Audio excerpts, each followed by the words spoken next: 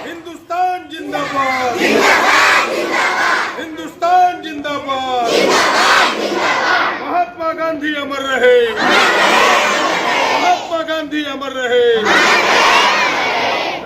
स्थानीय बाल विकास विद्यालय में पड़ैयाट के विधायक प्रदीप यादव ने अपने विधायक निधि से एक क्लासरूम का निर्माण करवाया था, जिसका विधिवत उद्घाटन उन्होंने शनिवार को किया। इस मौके पर अपने भाषण में उन्होंने बच्चों को कई मोटिवेशनल बातों से प्रेरित किया। साथ ही बाल दिवस पर खेलकूद प्रतियोगिता में विजेता बच्चों के बीच पारितोषिक भी उन्होंने वितरण किया। स्कूल प्रबंधक ने विधायक से विद्यालय में एक विज्ञान भवन के निर्माण का आग्रह किया, जिस पर उन्होंने भरोसा दिलाया कि 1 वर्ष के अंदर विद्यालय को एक विज्ञान भवन का निर्माण भी करवा दिया जाएगा। मौके पर कांग्रेस के जिला उपाध्यक्ष लड्डू मिश्रा, एडवोकेट जितेंद्र यादव, कयूम अंसारी और निवर्तमान नगर उपाध्यक्ष वेणु चौबे, विकास सिंह सहित कई लोग उपस्थित थे। आजादी के बाद देश के पहले प्रधानमंत्री, आप सब इतिहास के पन्नों में पढ़ते होंगे, पंडित जवाहरलाल नेहरू के जन्मदिन पर 14 नवंबर 1971 को किया गया। और पंडित नेहरू आप सबको पता है, उन्हें चाचा नेहरू भी लोग कहते थे। चाचा नेहरू इसलिए कहते थे कि उनका सबसे प्रिय बच्चे थे। जहां भी जाते थे बच्चों के बीच जाना, बच्चों से बातचीत करना, बच्चों को उत्साहित करना उनकी पहली नजर में थी। और वो कहते थे कि हम तो वर्तमान भारत है, ये तो भविष्य के भारत है, इन्हीं के हाथ में भारत का झंडा आने वाले दिनों में रहने वाला है, इन्हीं के कंधों पर भारत का भार रहने वाला है। आप सब वही सिपाही हैं। मैं कोई राजनीतिक बात करना नहीं चाहता इस मंच से, लेकिन आप सबको विश्वास दिलाता हूं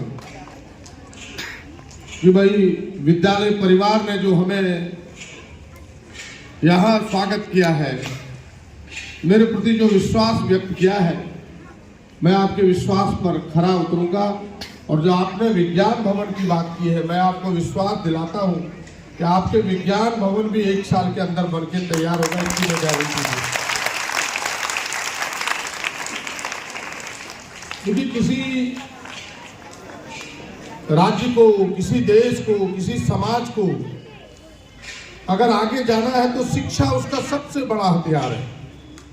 और हमें लगता है कि एजुकेशन के इम्पोर्टेंट को बताने की जरूरत नहीं है, उसके महत्व को बताने की जरूरत नहीं है, इम्पोर्टेंस को बताने की जरूरत नहीं है।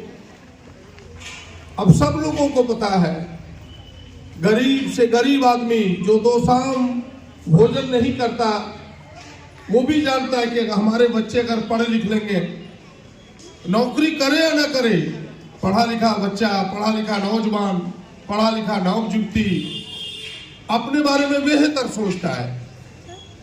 इसलिए एजुकेशन आज के तारीख में, तालीम आज के तारीख में, शिक्षा आज के तारीख में दुनिया का सबसे बड़ा हथियार है दुनिया को जीतने का।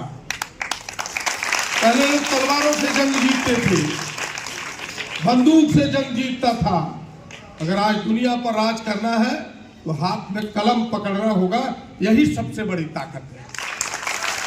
और उस कलम पकड़ाने का सबसे बड़ा मैदान यही विद्यालय है।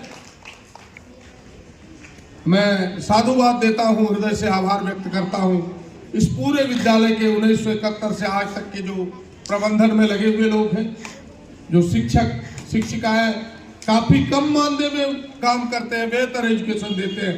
मुझे एक चीज पता है, और आप सब भी धन्य हैं कि इस विद्यालय के आप सब भी पाठ हैं। मैं बच्चों को इतना ही कहूंगा कि आप जीवन में परिश्रम करें।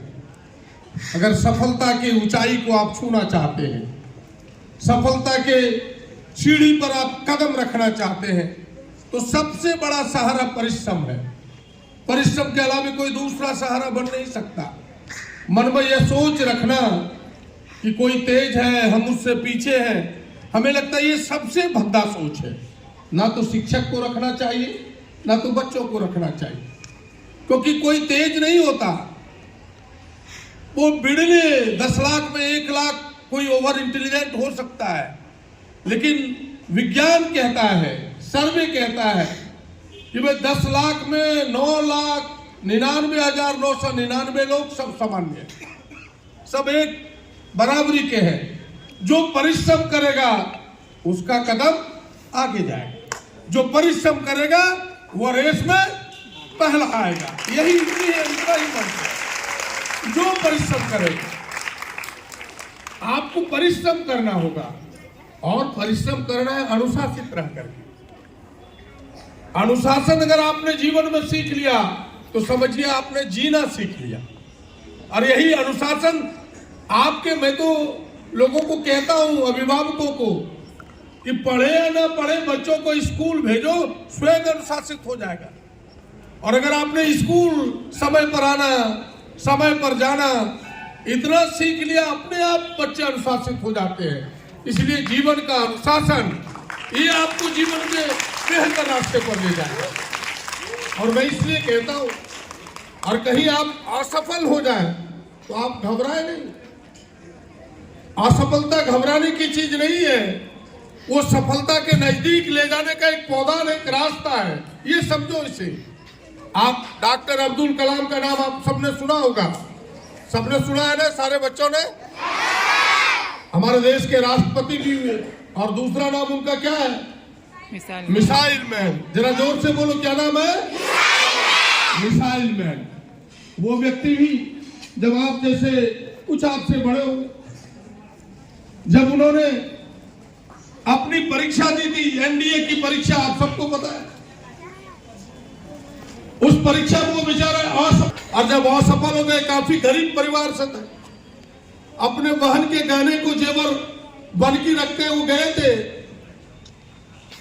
परीक्षा देने के लिए। जब उनके हाथ में असफलता लगी तो उन्हें लगा कि भाई कैसे मैं मुंह दिखाऊंगा अपने परिवार वालों को, और उन्होंने आत्महत्या करने की सोची। और आप सोचा ही नहीं, आत्महत्या करने के लिए वो पहाड़ पर चढ़ गए। और ठीक वो आत्महत्या करने वाले तो उस समय एक साधु की नजर पड़ी उन पर। देखा कि यह नौजवान, यह बच्चा, यह देश का भविष्य अपनी आत्महत्या करना चाह रहा है।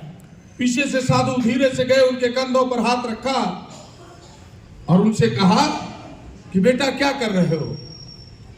बोला मैं इस तरह से असफल हो गया, मैं आत्महत्या करना चाहता हूं। बोला ये काम छोटा है, ऊपर वाले ने तुम्हारे हाथ में कोई बड़ा काम दे रखा है, इसलिए इस छोटे काम में तुम्हें असफल किया है। तुम्हारे हाथ में कोई बड़ा काम है। और सच में उस साधु की बात आज की तारीख में सही साबित हुआ, और दुनिया के सबसे बड़े वैज्ञानिक बने, मिसाइल मैन के नाम से जाने गए।